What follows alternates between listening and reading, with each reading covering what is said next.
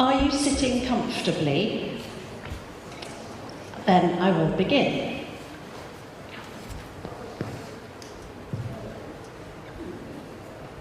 Just a minute. What page was I on? Here we are. Cheshire Puss, said Alice. Would you tell me, please, which way I ought to go from here?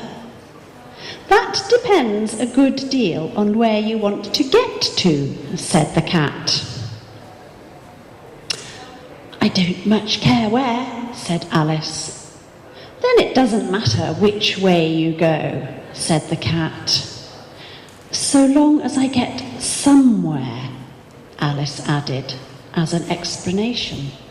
Oh, you're sure to do that, said the cat, if you only walk for long enough. Alice felt that this could not be denied, so she tried another question. What sort of people live around here? In that direction, the cat said, waving his right paw, lives a hatter. And in that direction, waving the other paw, lives a March hare. Visit either you like, they're both mad. But I don't want to go among mad people, Alice remarked. Oh, you can't help that, said the cat. We're all mad here. I'm mad, you're mad. How do you know I'm mad? Said Alice. You must be, said the cat, or you wouldn't have come here. Alice didn't think that proved it at all. Thank you for being mad enough to come here today to listen to me. I'm Viv Lambert. I wrote Story Central, and I'm here with Macmillan Publishers. Lewis Carroll, who wrote Alice in Wonderland, was also a Macmillan publisher, but perhaps a little more famous than me. I wanted to start with a story from him because it is 150 years since this story was published. The anniversary is this year, but also I thought maybe it's been a long time perhaps since somebody read you a story, and maybe you've forgotten what it was like to hear a story.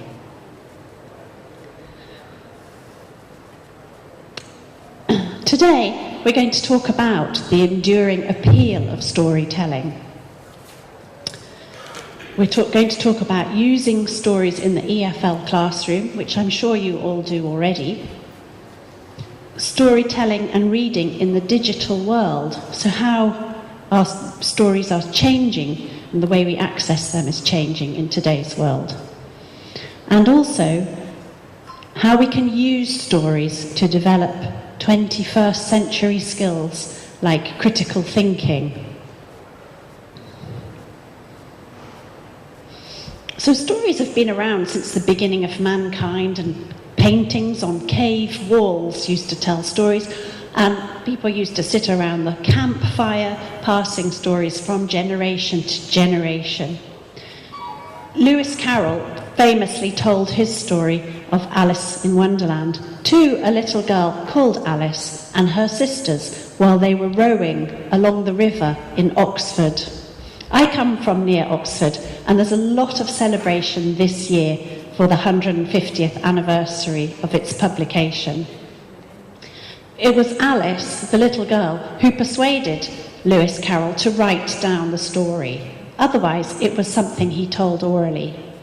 And Charles Dickens and Jane Austen, they also told their stories orally or read them out aloud so that they could judge the response of their listeners and perhaps change it accordingly. How many stories have you told today or heard today? We're all storytellers. Whether it's stories in the news or in the newspaper, on the radio, or stories that your children have told you or your friend told you when you met today, we're all storytellers. If you're telling somebody about what you dreamt last night or how your mother-in-law is coming to stay, or they're all stories. We're not just imparting information, we're choosing which elements to tell and sequencing them and then adding expression and gesture to help with understanding. I don't know if you're on Facebook, but even on Facebook we have new story and you hear what's happening next. So stories are all around us. Do you use stories in your language classrooms? Yes? And where do they come from? Where do you find them? In your course books? And do you use real books as well? Yes, and readers. Okay, so there are all sorts of ways to traditionally find print stories in the classroom. And stories are an ideal platform for language learning. They have a universal appeal. They put language into a motivating context, giving children a reason for listening. Children are familiar with the narrative conventions. They've been listening to stories since they were babies. So along with the enjoyment that children get from stories, there are also many pedagogic reasons for using them. On your table, you should find some pages. On the front page, there are these empty mind maps. And we're going to start by thinking about stories and language learning. So if you just look at the top half, and I'll start you off, but I'd love to get some thoughts from you. So why do we use stories in the language classroom? Stories nurture a positive attitude to learning. And as we all know, if children are enjoying themselves, they are more likely to learn. Stories provide language in context. So there's a ready-made context for you for all language, grammar, vocabulary, functions, pronunciation. It's all there in a story. There are 6 little bubbles around here. Does anybody want to add another reason for using stories in the language classroom? Yes? Morals. Sorry? Morals, absolutely. It's an ideal way to approach morals in a safe environment within the story. Some issues are perhaps quite difficult to discuss, but within the framework of a story, it's much easier. Anything else? Pleasure? Well, I think enjoyment comes first, and I put that in the positive attitude. I've got a couple more myself.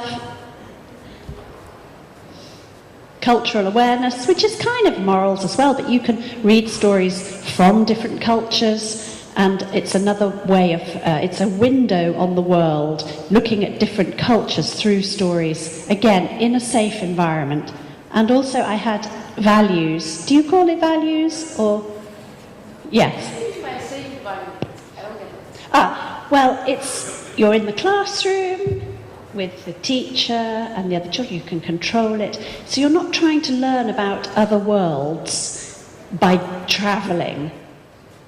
You know, they're children, so they're safe in their classroom, and you can control the environment. Nothing's going to go wrong, nothing's going to worry them or upset them, or if it does, it's small things that you can deal with.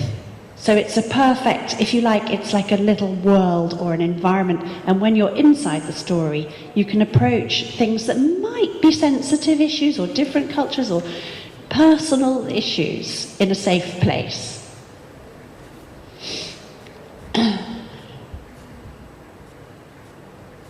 Creative thinking. Stories are obviously a brilliant springboard for creative thinking, getting children to question texts and think about what they would do in the situation of the protagonist. And there's all kinds of activities which we are going to come on to. And of course, literacy. Literacy is the key to all learning. The more children read, the more they understand, and the better they can communicate and connect with people. We can't underestimate the value of reading and literacy.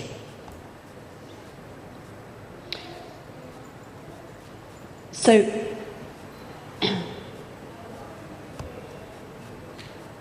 reading empowers children by giving them literacy, which opens the doors in all different aspects of life. Do you know a linguist called Stephen Krashen? He wrote quite famously about the power of reading. And I'll show you a quote from him here.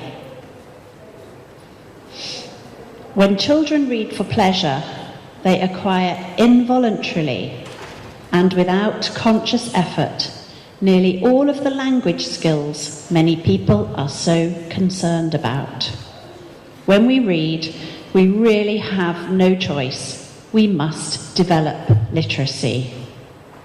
I'm sure you've seen this with children in your classrooms, and how the better they are at reading, the more they read, they just pick up language almost by accident. It's the same for adults as well. The more we read, the more vocabulary we learn, and more collocations, and we know how to use language better. Stephen Krashen also talks about the knock-on effect of reading on speaking and writing and spelling in particular. So the more you read, the better you are at understanding, but also at speaking, reading, writing and spelling. And I read some research in the UK that showed that children who read for pleasure perform better at school in all subjects, not just literacy. And apparently their level of reading affects their success more than social or economic factors. It doesn't matter what your background is. If you're reading well, you'll succeed better. So, I was going to look at the next thing on your chart. Some more empty bubbles. Selecting stories. How do you choose stories? Some of them are chosen for you in your course books, or perhaps readers that you're following a program. But there are some key ways to help you to select stories, which are kind of based on these same reasons for using stories. So I started off with, do you like the story? Because if you, the teacher, if you like the story, then the children are more likely to enjoy it too. They can tell that you like it and you've chosen it for them. So if you like it, choose a story you like and you're happy with and you're happy reading to them. Is it age appropriate? This is so obvious. You're all teachers, you know this. You know what subjects and topics are suitable for your children. So have a think about the level. Anything else you would add to help people to select stories? What other questions could you ask? Any ideas from anybody?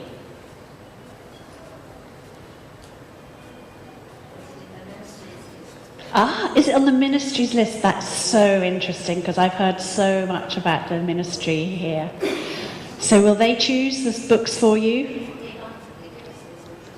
Okay, so they give you the list. Okay, that's not in my bubbles, but it is obviously very important. I also had this one, which is the language level appropriate. And it's kind of obvious, but I didn't really want to put it, because I think children can understand stories that are way above their perceived language level. They can understand language in the context of a story, even if they haven't studied that structure in class. So the obvious one is the past simple tense, which so many stories have this. A narrative is often written in the past tense. And some teachers have said, well, can I still use it? We haven't done the past tense. But I just say it doesn't matter, because in the context of the story, if the story is interesting and they are engaged, they're not going to worry about that. You're not testing them on the grammar. You're trying to get them to enjoy the story as a whole. So I put this one in, but I don't really like this one. I think you think about the language level, but don't feel you have to match it to your syllabus. Any other ideas? How else can I choose a story? Yes. Pictures. Excellent. I think that might even be my next one. Yeah. Are there illustrations? Obviously, illustrations are going to help with understanding. I mean, perhaps at your higher levels, you don't need it so much, but certainly when you're starting with young learners, they can read the pictures, and this helps them so much and gives them confidence to understand the text. Any other ideas? Activities. That might even be my next one. Let me see. Oh no, I included this one for young learners. Is there a repetitive element? A lot of children's picture books, like real books, not graded readers, they have a repetitive, almost like a chorus, and this helps to embed the language in the child's mind, and also if you're reading again and again, they can join in. So that's nice. Please give an example of this. Okay, something like... the vocabulary or the incidents themselves? I mean like little sentences, like a refrain. So they might say, what's going to happen next? And then da-da-da-da-da-da. And what's going to happen? I'm trying to think of a real story now. Something like, what's the time, Mr. Wolf? And then he went to here. And then he asked, what's the time, Mr. Wolf? And then here, what's the time? And they start to join in. You might know other stories that you use. Does anybody have an example?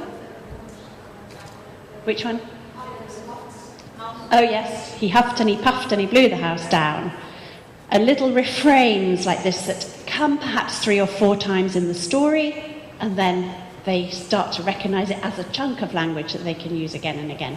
Sorry, somebody at the back's got their hand up. Yeah. They shouldn't implement more ethics and stretch the imagination. Okay, very good point.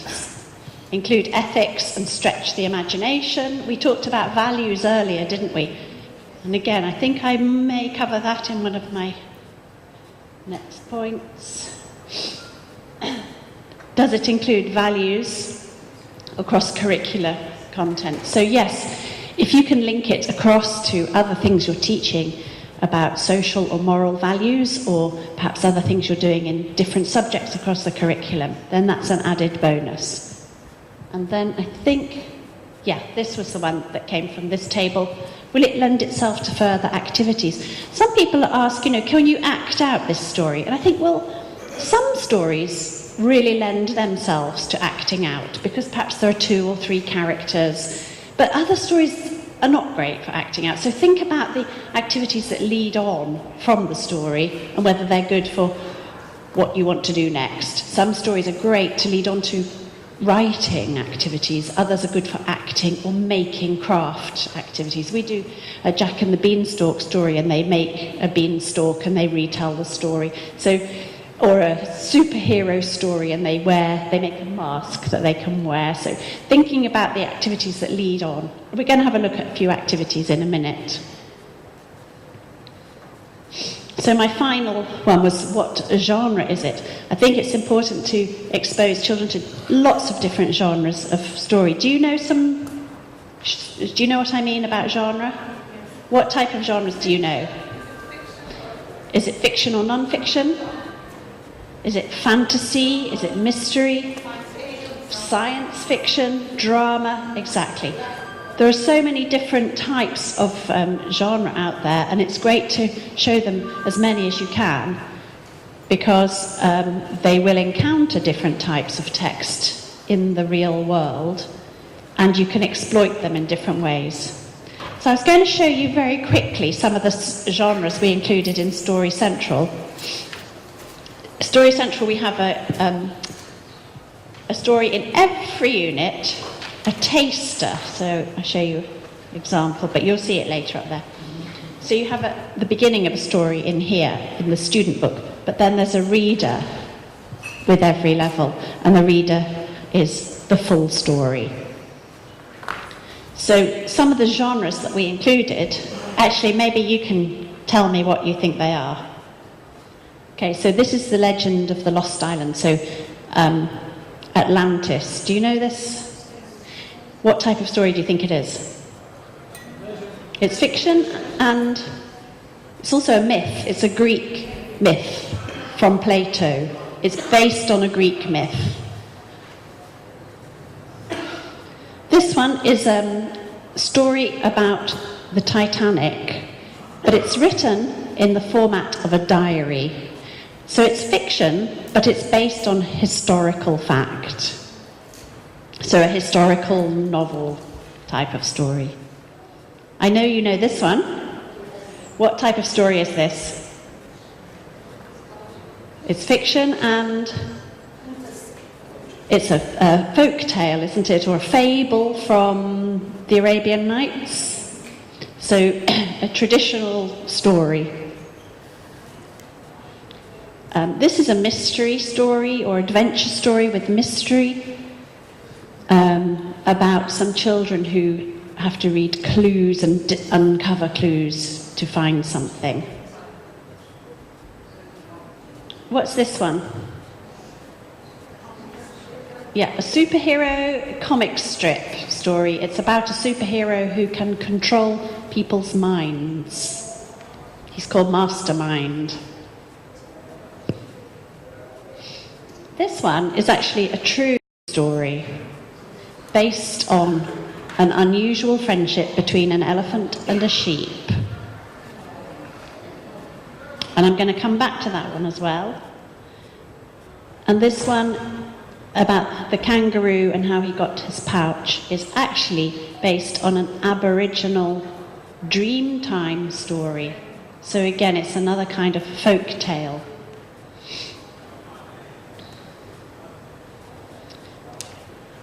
This is an African tale about a chief who comes back to his village and doesn't like the frogs because they're too noisy and keep him awake at night. So he commands to have all the frogs killed. When the frogs are killed, all the mosquitoes come. And then everybody gets bitten and everybody gets sick. And there's a moral to this story. Does anybody know it? It is environmental. Everything is connected.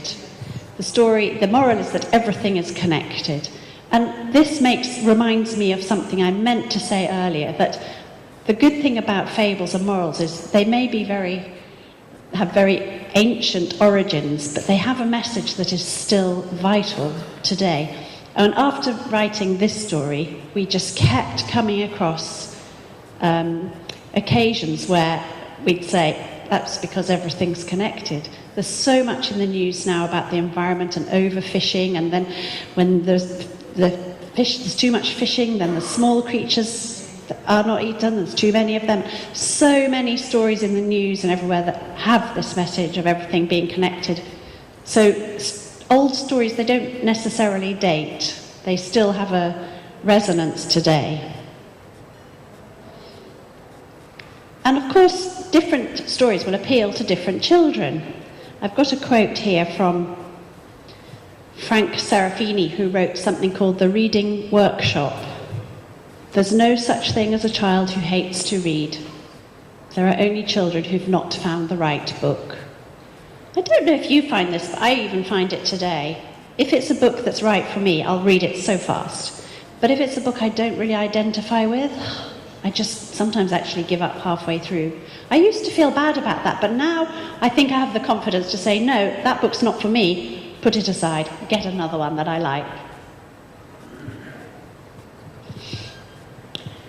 But you'll see has she got a book? No, she's got a tablet, hasn't she? And this brings me to the next point. My children don't read books anymore, I can hear you say. Do your children have computers and iPhones and tablets? At home? Yes. All of them? Yes. Okay. So how is reading changing in the digital world?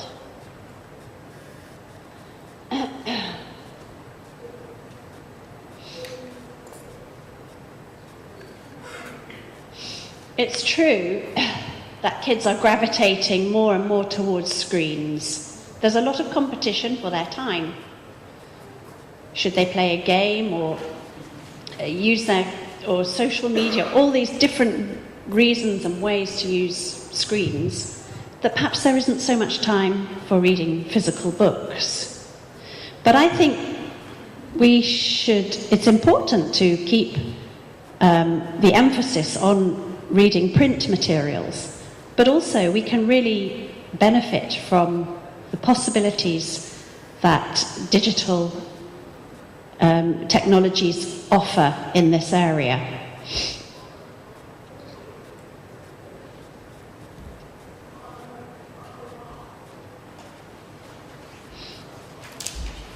Some evidence suggests that children are reading more now that they have so much access to different types of reading material.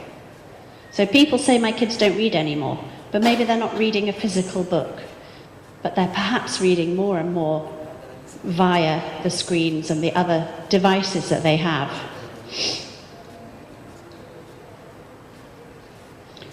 So technology brings new possibilities to reading.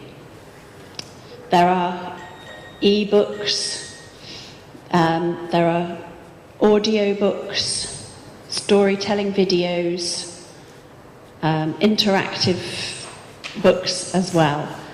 And I think there is also, I heard about a new technology just before I left the UK called WhisperSync. And apparently you can be reading your book on your screen, maybe a Kindle or an iPad, perhaps when you're on the train or on the bus on the way to work. And then when you arrive and you need to get off, you plug in your headphones, your earphones, and you can continue listening to the story at the same point where you finished reading. So the technology enables you to carry on with your story even after you can't sit down reading anymore. And I also heard evidence that young preschool children are actually benefiting more from a mixture of media, including digital, when they're learning to read. Because they can have a simultaneous audio while they're reading, and because the pages can be interactive, it actually is helping them with their understanding and with checking their comprehension.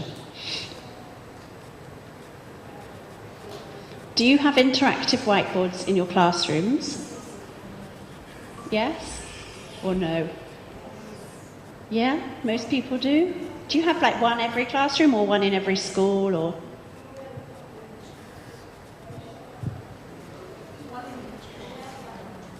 Right, so you're already using interactive whiteboard?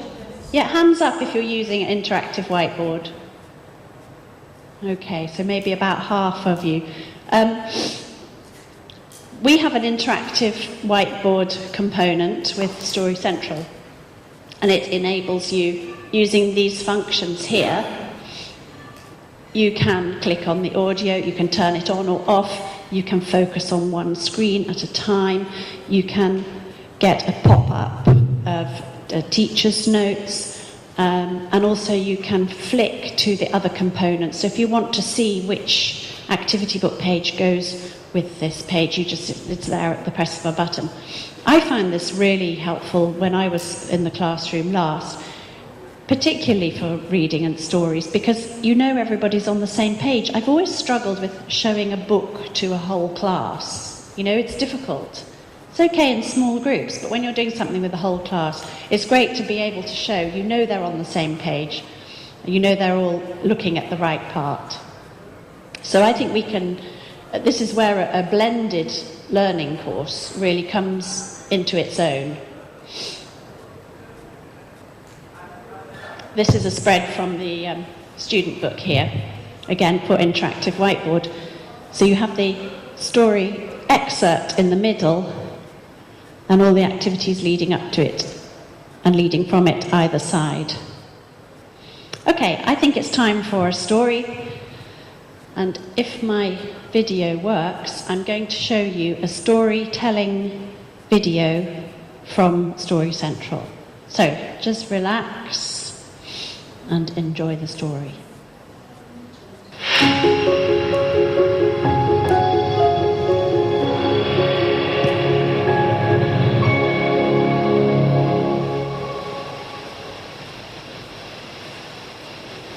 Chen's Magic Pen.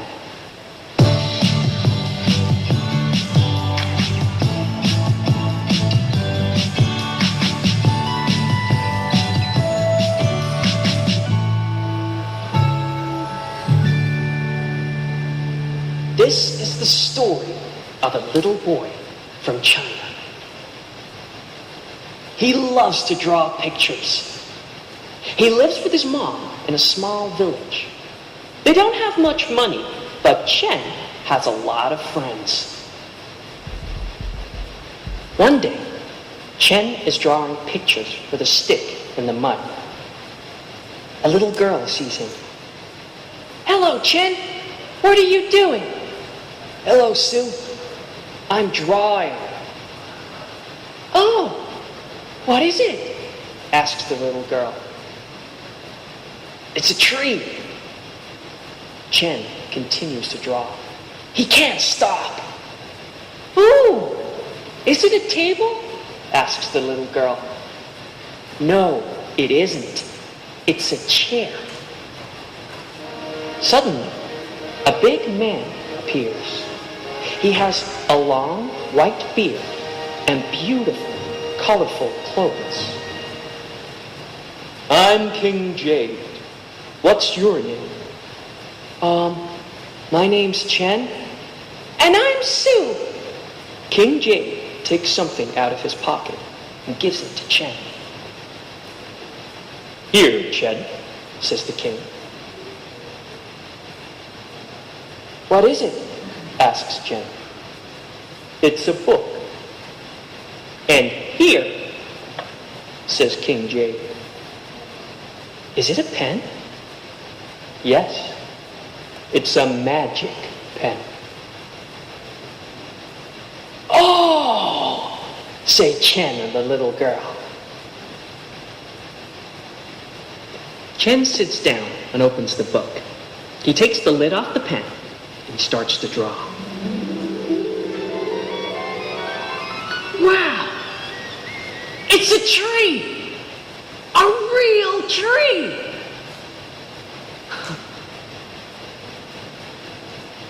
An old man and an old woman appear. Chen turns the page in the book. He takes the magic pen and draws a picture.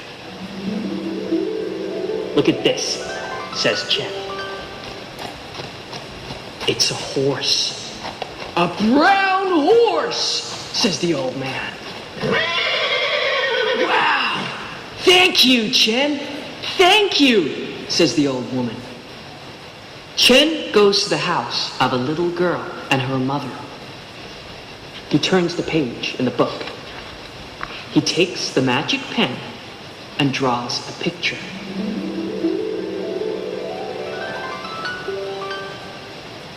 "What is it, Mama?" asks the little girl. "Rice. Look, it's rice. Beautiful white rice," says her mother. Chen smiles. He's very happy. He can help the people in his village. Suddenly, he sees the mayor of the village. He's an important man, but he has a mean face. He doesn't look happy. Chen is scared. The mayor wants Chen to draw him something with his magic pen. "Gold, please," says the mayor. "No," says Chen. "What? No gold?" says the mayor. Ha! The mayor is not happy. He throws Chen into prison. Chen is very scared. Ah! Help! Cries Chen. Chen waits and listens. Then he shouts again. Help! Help! No one comes. But then Chen looks at the book and the magic pen. He smiles. Thinks Chen. Chen turns the page in the book. He takes the magic pen and draws a picture. Look, it's a door. Chen escapes quickly through the door and runs home to his mom. Oh no, what's that? It's the magic pen. It fell out of his pocket. In the prison, the mayor is angry. He has the magic pen and a lot of paper.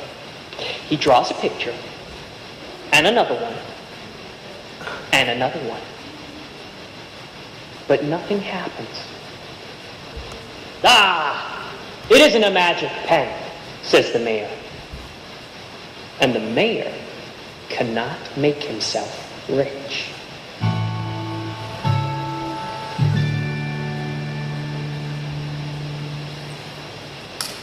Did you enjoy the story?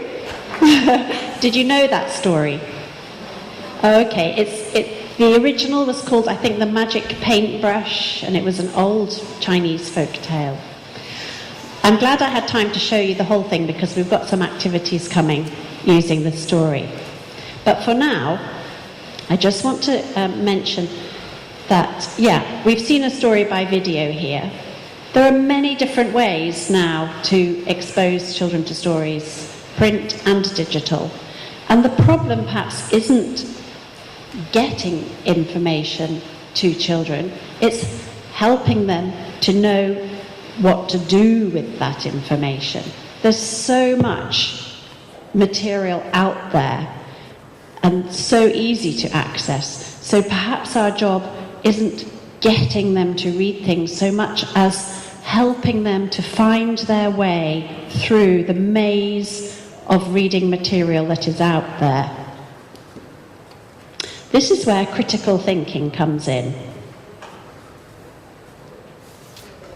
So, sorry.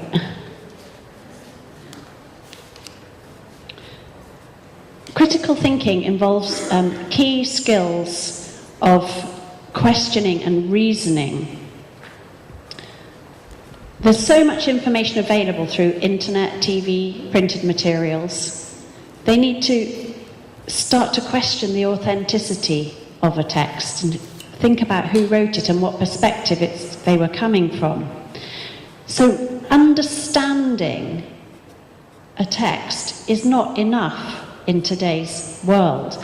They need to know how to make sense of it, and they need to be able to think at a higher level about what they're reading.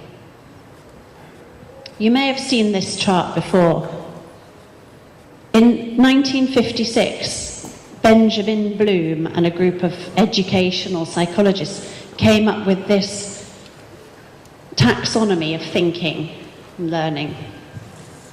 So they divided the thinking skills into two main levels: lower order thinking and higher order thinking. So at the bottom here we have remembering or recall and understanding. These two levels are vitally important.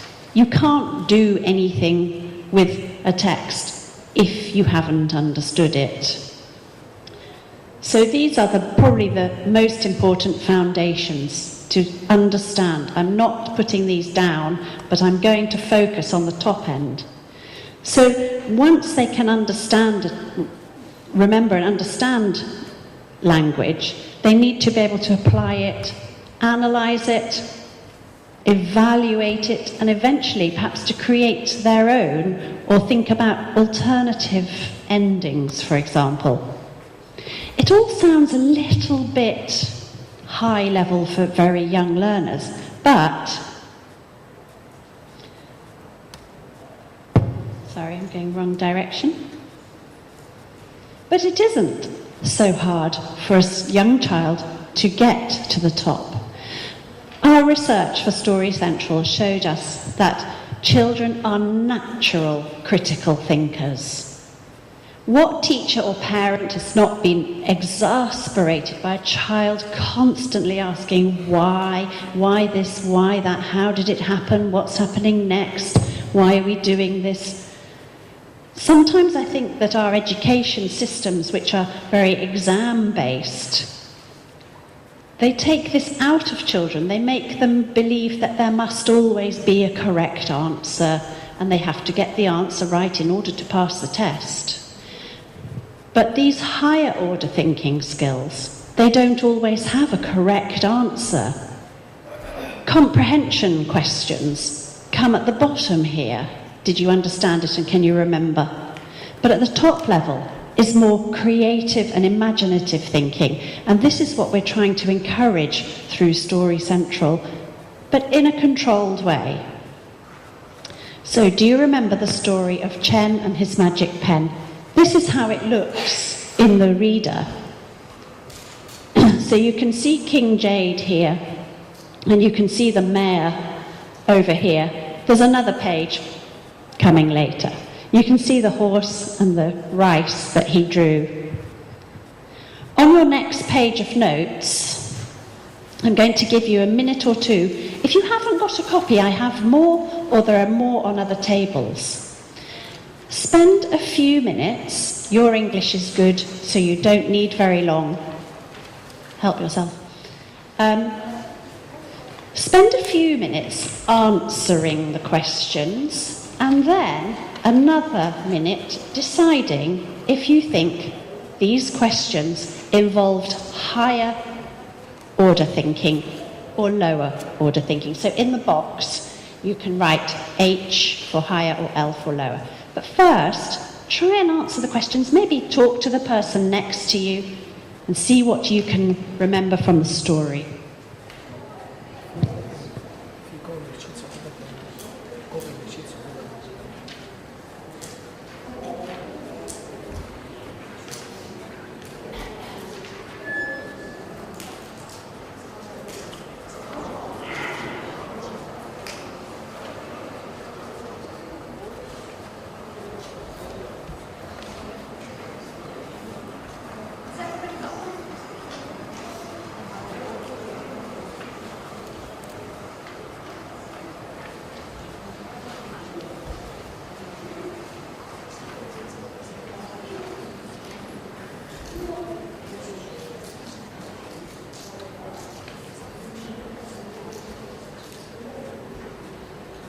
Yeah, don't spend too long, just quickly go through because I want to have a look together at what you've done. Oh, brilliant, you've already finished. Oh, lovely.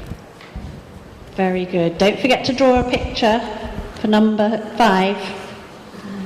Don't spend too long, just the first thing you think about. Do you want some papers? Oh, sorry, let me bring you some.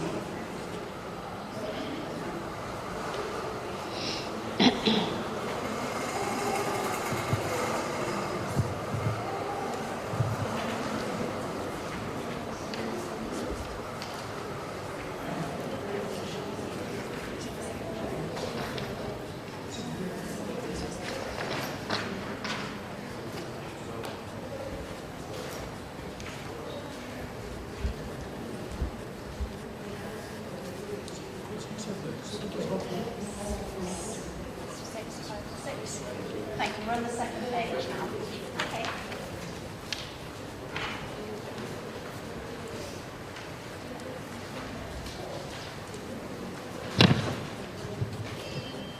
Okay, I'm sure you had no difficulty answering the questions, but let's go straight to deciding whether they're higher or lower order. Let's do this together. So number 1, what's the boy's name? Higher or lower? Lower. What does King Jade give him? Higher or lower? Lower, exactly.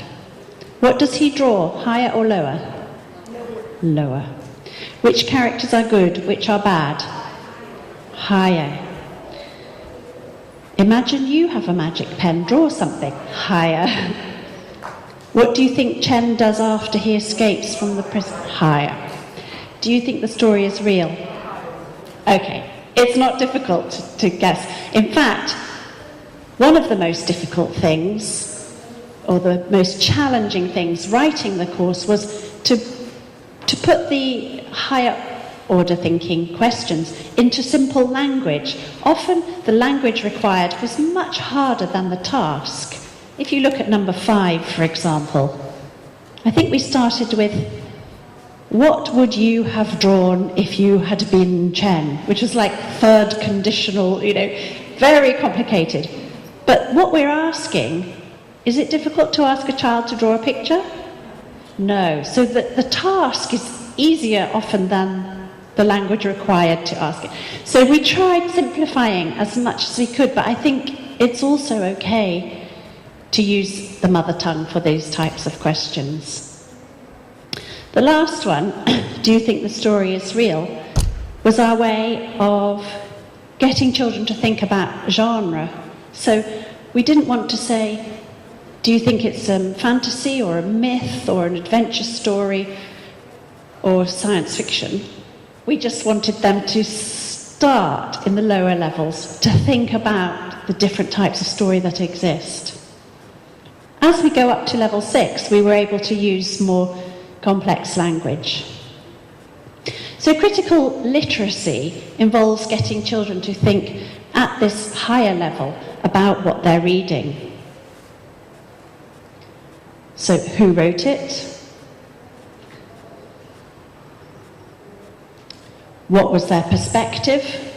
When did they write it? Why did they write it? And is it fact or opinion? These type of critical literacy questions are helping a child to question the authenticity of what they read, to think about whether it's relevant today, maybe it's out of date, maybe it's just one person's opinion, or maybe it was written from somebody's perspective and isn't actually a fact at all. So encouraging them to keep asking these questions is going to help them to find their way through all of this material. So, we're going to have a look at a few more critical literacy questions from Story Central. Again, in my last talk, I realised that I'm not stressing all of the other things we do in the course. There's plenty of language progression, grammar and vocabulary. There's functional language, there are songs, there's everything. But I'd be here all day if I told you about it, so I'm hoping you'll have a look at the books. So I decided to focus this talk on the story and how to exploit them in today's world to make it more relevant. Remember the story, the true story about the elephant and the sheep who became friends. The next activity on your sheet asks you to decide whether these statements are facts or opinion. Have a quick look.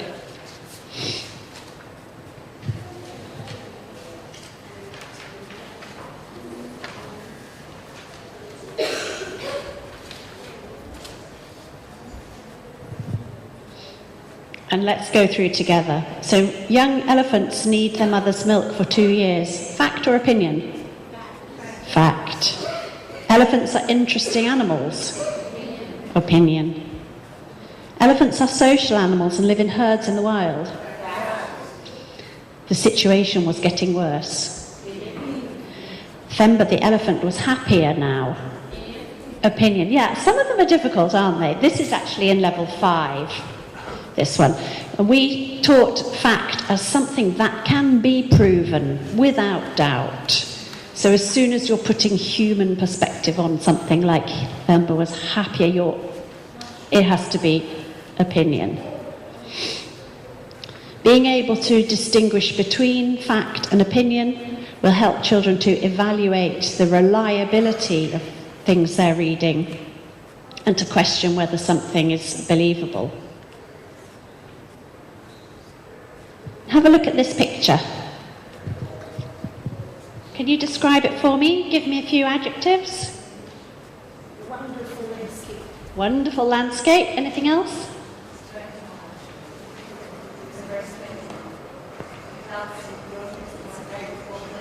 Oh, it looks like it's cold at the top and warm at the bottom.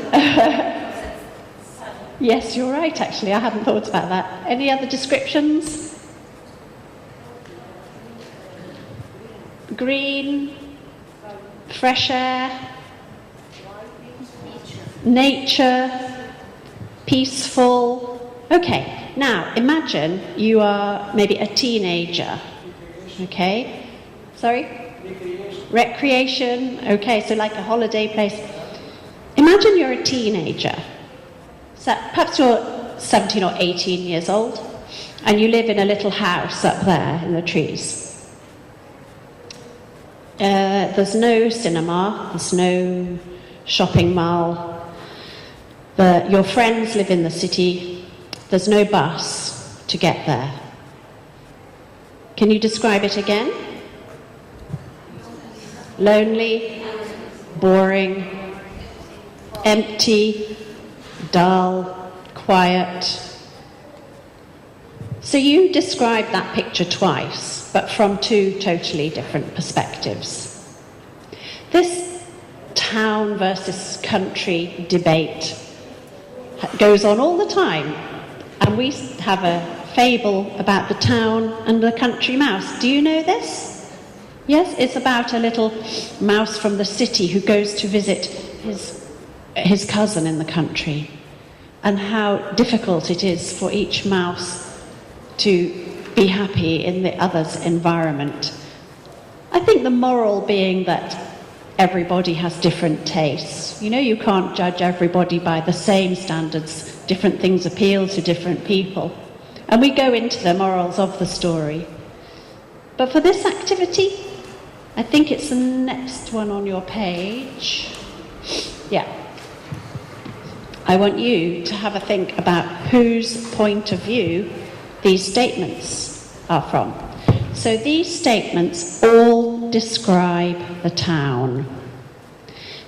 Who do you think said them? The town mouse or the country mouse? You can write T for town or C for country.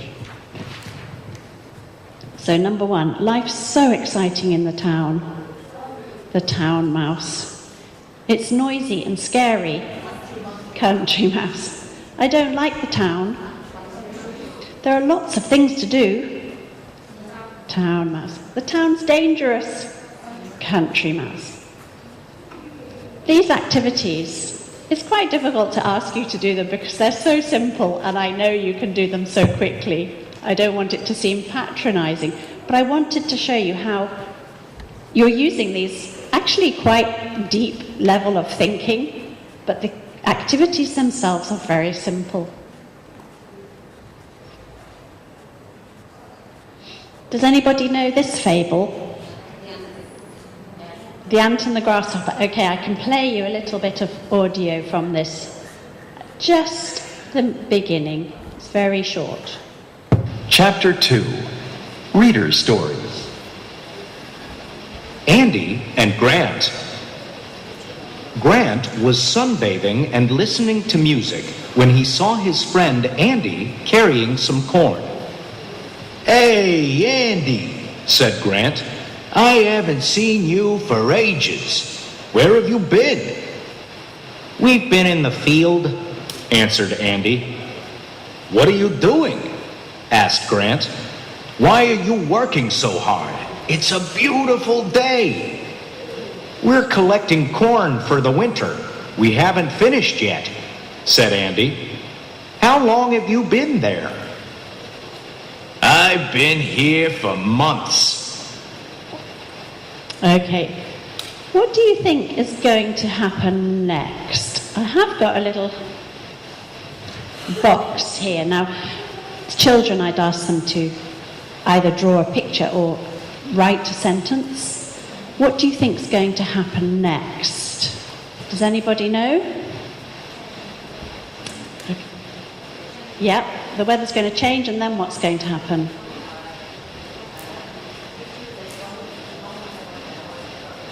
Okay, the crickets or grasshoppers going to have no food. Let's have a look. Yep, here he is in the winter, freezing cold, nothing to eat. Predicting what's going to happen next involves children in first understanding the story, then analysing the situation and thinking ahead about what's going to happen. Getting children to think ahead encourages them to think about the consequences of their actions and hopefully to make better decisions. So predicting is an obvious activity to do through storytelling. This is actually my favourite critical thinking question. Are you an ant or a grasshopper? It's such a simple question, but it involves, again, you in understanding the story, analysing what it would mean to be an ant and what it would mean to be a grasshopper, then relating it to yourself and personalising, thinking about what type of person you are. So, are you a hard-working ant who plans ahead and is very cautious about the future? Or are you a grasshopper who lives for the moment and enjoys the sunshine without thinking about the future? Hands up grasshoppers. There's not many of us. Hands up ants. Yes, I think teachers, there are lots of ants. What are you? I think we all need to be a bit ant-like, especially as we grow up and have jobs and responsibilities. Sometimes we're both, yes, depending on the circumstances.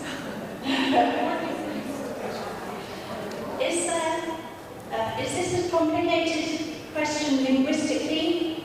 No, but does it involve complicated thought process? And is there a correct answer? Okay, so I think this critical thinking is about helping children to realise that not every question has a correct answer. And again, this goes against all of our testing, checking language levels and all of that. But if we can just introduce a little bit of this freedom to be creative and imaginative and to read for pleasure, then children are going to acquire language a little bit almost by accident. So it's worth having the time to let them think more freely. I saw a few of your pictures from the Chen story. What would you draw if you were Chen? Before we finish, I wanted to show you, we asked people of all ages from 5 to 82. And here are some of the results. So Bill was fed up with the winter and waiting for springtime. So he drew this beautiful painting in springtime. Paddy said he was thinking about the endangered species and wanted to draw a tiger, so perhaps there would be more tigers, which was a lovely thought. Izzy, that's my daughter, she wants another dog and she wants some more clothes. I liked this Andrew. Andrew drew a magic wand. I thought that was quite clever because basically he can go on getting whatever he wants forever. Dave, I think he was just hungry. He's also an illustrator, you can tell, can't you? What did you draw? Does anybody want to share their pictures? I saw a few cars. We drew 5. It is cold in here, isn't it? Brilliant. The sea, why did you draw that? You love the sea. Brilliant. What else did you draw over here? A house? Why did you draw a house? Okay. Quit the time, go to Scotty. That's lovely. Anybody else want to share their ideas? I can't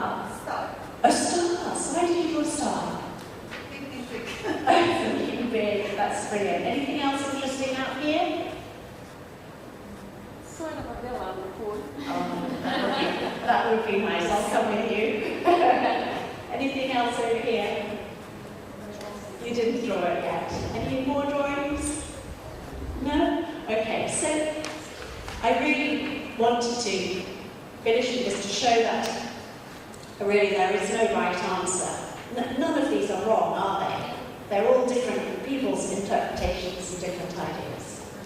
So, just to conclude, storytelling provides an ideal platform for language learning. We've known this for years. The language is in context, and children love stories, so it works. Children are motivated by a rich variety of genres and media, so including digital media and print. Children are natural, critical thinkers, so let's encourage them to continue to ask and to question and get into their minds, and also as teachers to accept that different answers and that there isn't always one answer. Stories can take children into the realms of critical thinking, so we can go beyond just understanding a text and into higher levels of thinking. And these critical thinking skills are crucial in today's world to help children to find their way through the information that they have access to. I don't know if you remember the last thing I read from Alice in Wonderland. The last line was that Alice didn't think that proved it at all. And this made me think that Alice was questioning the authenticity of what she heard. Throughout the story, she was always saying, why is that so?